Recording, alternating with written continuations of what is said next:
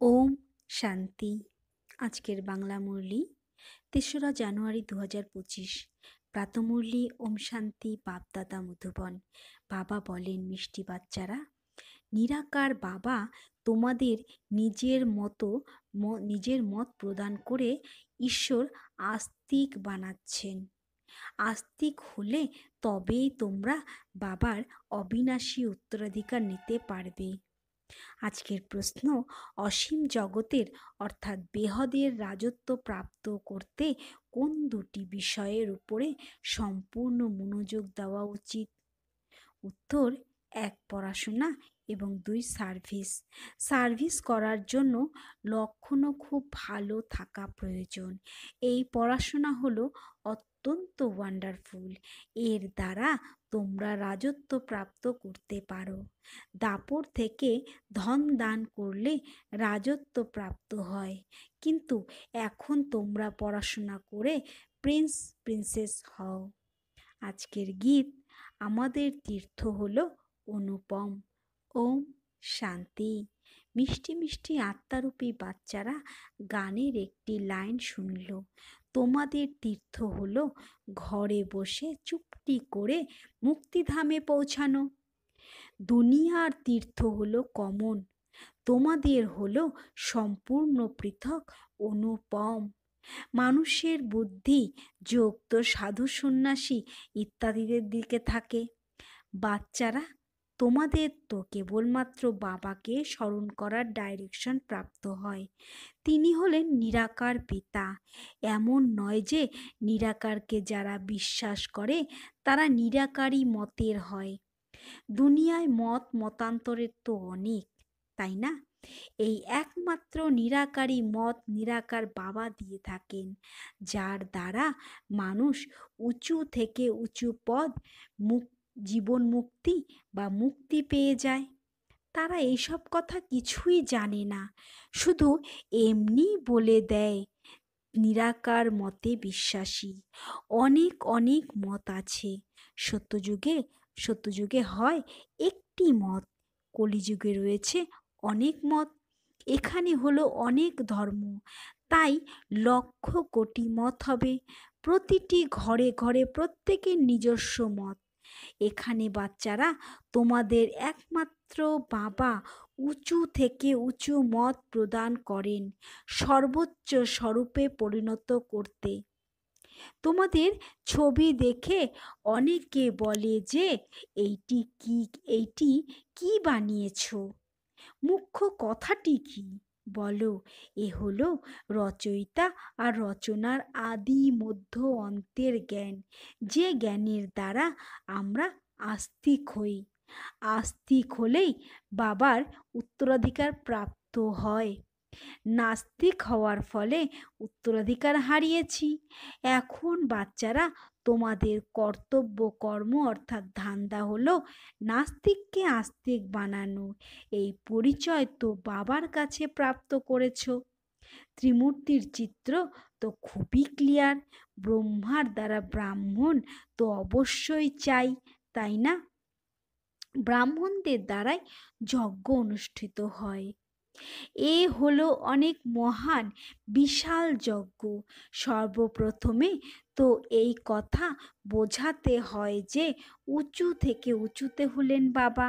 সকল আত্মারা হলো ভাই ভাই, সবাই এক পিতাকে স্মরণ করে, তাকে বাবা বলে সম্বোধন করা হয়। স্বর্গের উত্তরাধিকারও রচয়িতার পিতার কাছে প্রাপ্ত হয়। রচনার কাছে প্রাপ্ত হওয়া সম্ভব নয়, তাই ঈশ্বরকে সবাই স্মরণ করে। এই বাবা হলেন স্বর্গের রচয়িতা এবং তিনি আসেন ভারতে, এসে এই কার্য করেন। ত্রিমূর্তির চিত্রটি খুবই ভালো। ইনি বাবা, উনি দাদা অর্থাৎ দাদু। ব্রহ্মার দ্বারা বাবা সূর্যবংশী কুলের স্থাপনা করেছেন।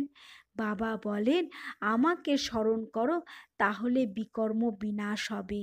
মুখ্য উদ্দেশ্যটি সম্পূর্ণ আছে, তাই বাবা মেডেল তৈরি করেন। বলো, খুব কম শব্দে, মাত্র 2টি শব্দে তোমাদের বোঝাই।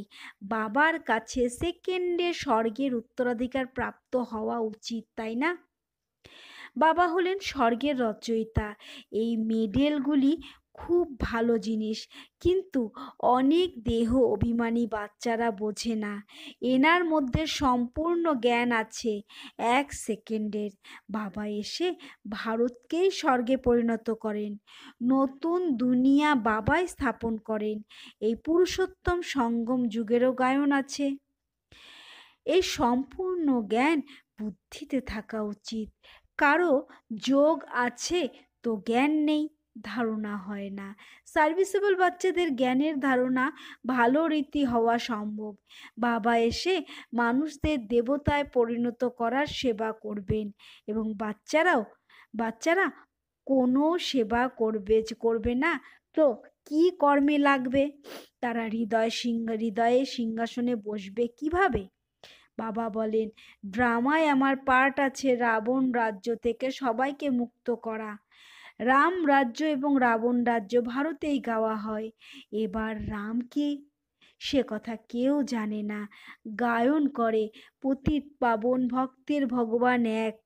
অতএব কেউ ঢুকলেই প্রথমে বাবার পরিচয় দাও। মানুষ দেখে বোঝানো উচিত অসীম জগতের বাবা আসেন অসীম জগতের সুখের উত্তরাধিকার প্রদান করতে। তার নিজস্ব দেহ তো নেই, তাহলে স্বর্গের উত্তরাধিকার কিভাবে দেন? তিনি নিজেই বলেন, আমি এই ব্রহ্মা দেহের আধার নিয়ে পড়াই, রাজযোগ শিখিয়ে এই পদ প্রদান করি। এই মেডেল দ্বারা সেকেন্ডের জ্ঞান বোঝানো যায়। কত ছোট আকার এই মেডেলটির, কিন্তু যিনি বোঝাবেন তাকে দেহি অভিমানী হওয়া দরকার। সেই সংখ্যা খুব কম। এই পরিশ্রম কারো দ্বারা হয়, তাই কারো দ্বারা হয় না। তাই বাবা বলেন, চার্ট রেখে দেখো সারাদিন কতটুকু স্মরণ করে থাকি। সারাদিন অফিসে কাজ করতে করতে স্মরণে থাকতে হবে। কাজ তো করতেই হবে। এখানে যোগে বসিয়ে বলা হয় বাবাকে স্মরণ করো, সেই সময় তো কোনো কর্ম করো না। তোমাদের তো কর্ম করাকালীন স্মরণ করতে হবে, তা না হলে বসার অভ্যাস হয়ে যায়। কর্ম করতে করতে স্মরণ করলে তবেই কর্মযোগী রূপে প্রমাণিত হবে। পার্ট তো অবশ্যই প্লে করতে হবে, এতেই মায়া বিঘ্ন সৃষ্টি করে। সৎভাবে কেউ চার্টও লেখে না, কেউ কেউ লেখে আধা ঘন্টা 1.25 ঘন্টা স্মরণ করেছি, তাও সকালে স্মরণে বসবে হয়তো। ভক্তিমার্গেও সকালে উঠে রাম নামের মালা জপ করতে বসে, এমন তো নয় এই সময় একটি চিন্তনে থাকে না। অন্য অনেক সংকল্প আসতে থাকে। তীব্র ভক্তদের বুদ্ধি কিছুটা ধীর স্থির হয়ে থাকে। এইটি তো হলো অজপা জপ। নতুন কথা তাই না? গীতায় আছে মনমনা স্বভাব শব্দটি, কিন্তু কৃষ্ণের নাম দেওয়াতে কৃষ্ণকে স্মরণ করে, কিছু বুঝতে পারে না। সাথে মেডেল নিশ্চয়ই রাখবে। বলো, ব্রহ্মা বাবা দেহের আধার নিয়ে বোঝান, আমরা সেই বাবার সঙ্গে প্রীত করি। মানুষের না আত্মার জ্ঞান আছে না পরমাত্মার, এক বাবা ব্যতীত এই জ্ঞান কেউ প্রদান করতে পারে না। এই ত্রিমূর্তি শিব হলেন মুখ্য, পিতা ও স্বর্গের উত্তরাধিকার। এই চক্রকে বুঝে নেওয়া খুবই সহজ। প্রদর্শনীতেও লক্ষ লক্ষ প্রজা তো তৈরি হয়, তাই না? রাজার সংখ্যা কম হয়, তাদের কোটি কোটি প্রজা থাকে। প্রজা অসংখ্য তৈরি হয়, যদিও রাজা হওয়ার জন্য পুরুষার্থ করতে হয়। যারা সবচেয়ে বেশি সার্ভিস করে তারা অবশ্যই উঁচু পদের অধিকারী হবে। অনেক বাচ্চাদের তো সার্ভিস করার শখ থাকে। অনেকে বলে চাকরি ছেড়ে চলে আসি, খাওয়ার জন্য তো আছেই। বাবার আপন হয়ে বাবার লালন পালনে থাকবো, কিন্তু বাবা বলেন, আমি বানপ্রস্থে প্রবেশ করেছি, তাই না? মাতাদের বয়স এখনো কম, তাই ঘরে থেকে দুই দিকের সার্ভিস করতে হবে। বাবা প্রত্যেকের পরিস্থিতি দেখে পরামর্শ দেন। বিবাহ ইত্যাদির জন্য যদি আজ্ঞা না দেন তো হাঙ্গামা হয়ে যাবে, তাই প্রত্যেকের হিসেব নিকেশ দেখে পরামর্শ দেন। কুমার হলে বলা যায় সার্ভিস করো, সার্ভিস করে অসীম জগতের অর্থাৎ বেহদের পিতার কাছ থেকে স্বর্গের উত্তরাধিকার প্রাপ্ত করো।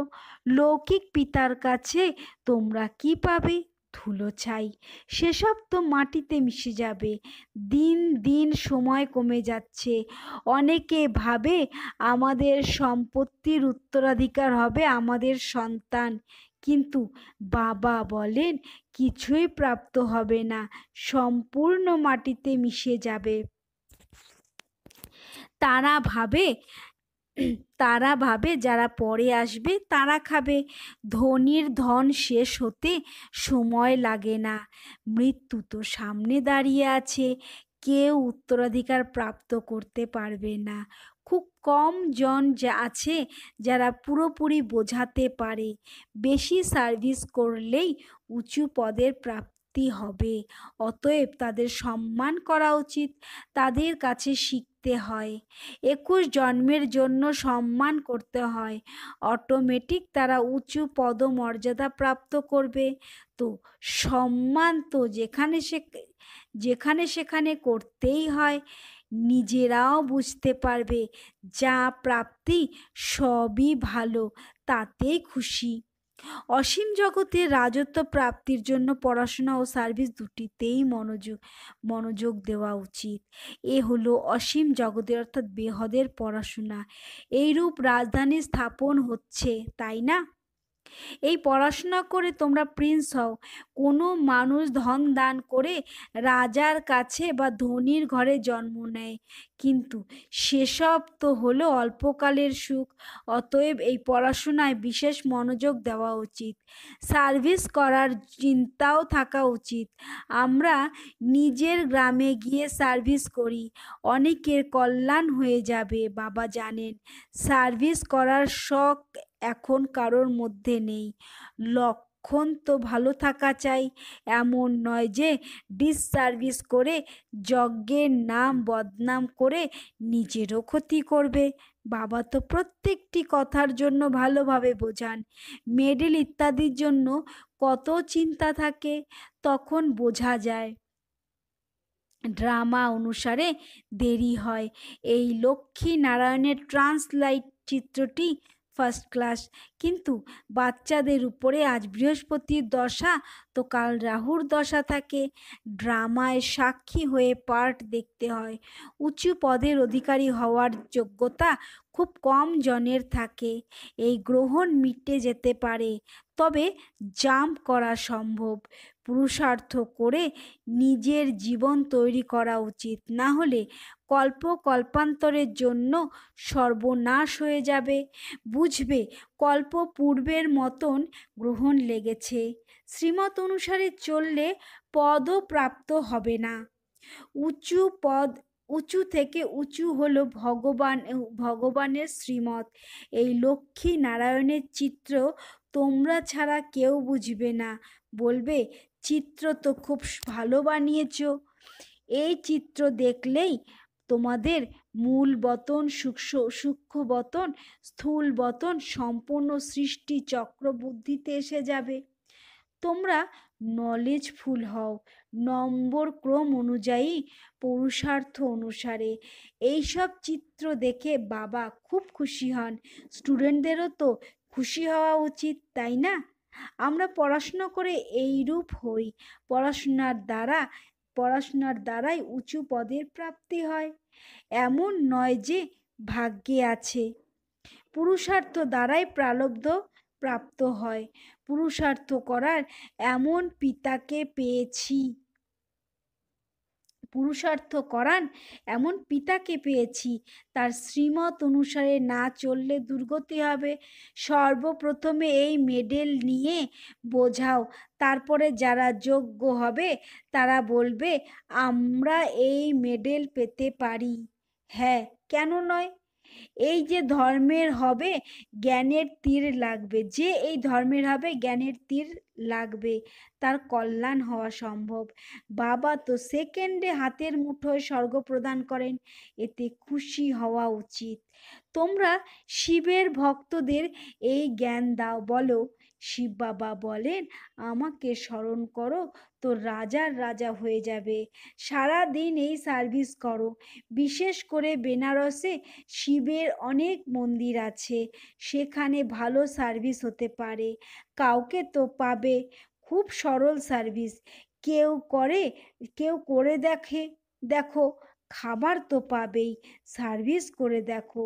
সেন্টারে তো সেন্টার তো সেখানে আছেই। সকালে যাও মন্দিরে, রাতে ফিরে এসো। সেন্টার বানিয়ে দাও। সবচেয়ে বেশি সার্ভিস তোমরা শিবের মন্দিরে করতে পারো।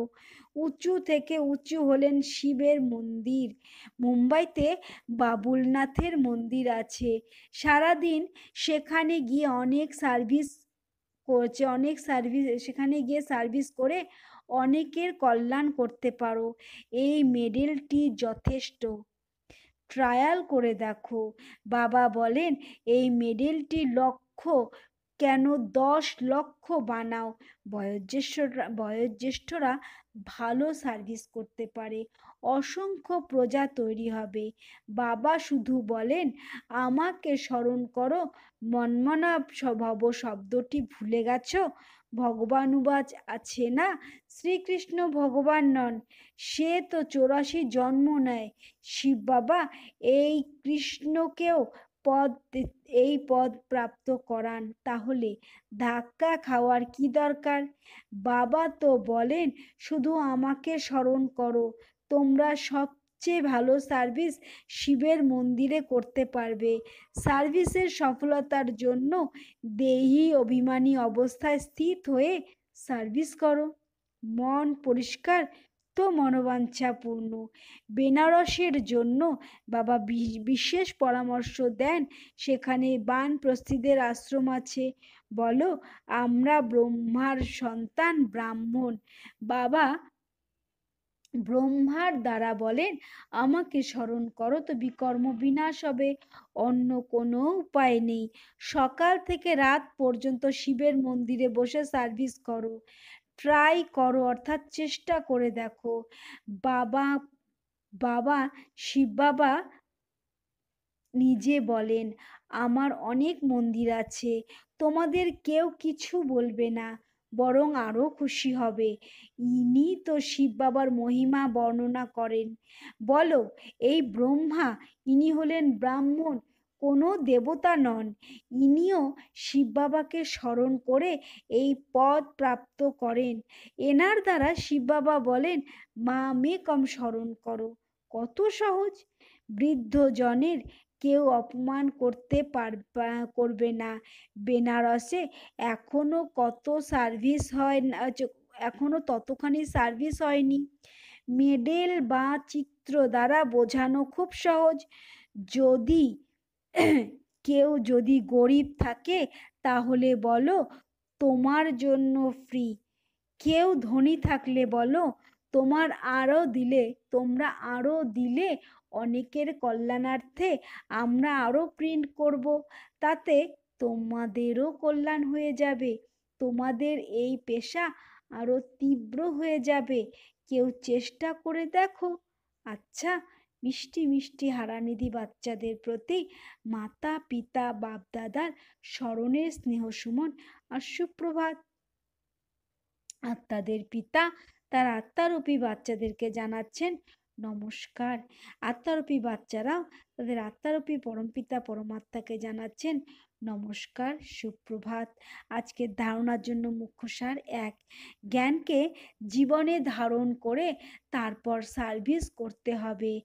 যে বেশি সার্ভিস করে সুলক্ষণ যুক্ত হয় তাদের সম্মান অবশ্যই করতে হবে। 2 কর্ম করাকালীন স্মরণে থাকার অভ্যাস করতে হবে। সার্ভিসের সফলতার জন্য নিজের অবস্থা দেহি অভিমানী বানাতে হবে, মন পরিষ্কার রাখতে হবে। আজকের বরদান, সকল সমস্যার বিদায় সমারোহ পালন করে সমাধান স্বরূপ ভব। সকল সমস্যার বিদায় সমারোহ পালন করে সমাধান স্বরূপ ভব।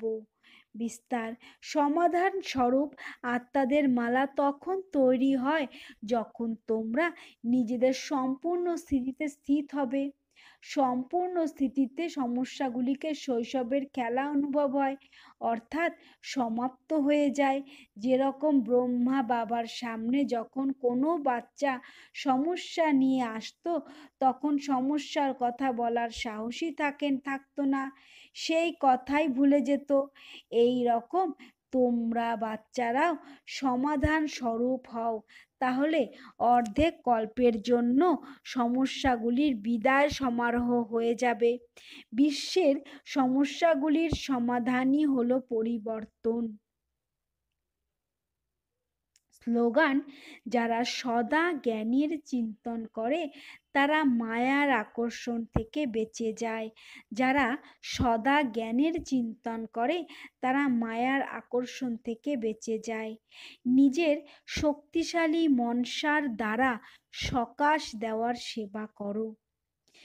ডবল লাইট, নিজে ডবল লাইট ফরিস্তা স্থিতি স্বরূপে স্থিত হয়ে সাক্ষী হয়ে সকলের পার্ট দেখে সকাশ অর্থাৎ সহযোগ দেওয়া, কেননা তোমরা সকলের কল্যাণের নিমিত্ত হয়েছ। এই সকাশ দেওয়াই হলো পালনা দেওয়া, কিন্তু উঁচু স্থিতিতে স্থিত হয়ে সকাশ দাও। বাণীর সেবার সাথে সাথে মনসা শুভ ভাবনার বৃত্তির দ্বারা সকাশ দেওয়ার সেবা করো। ওম শান্তি।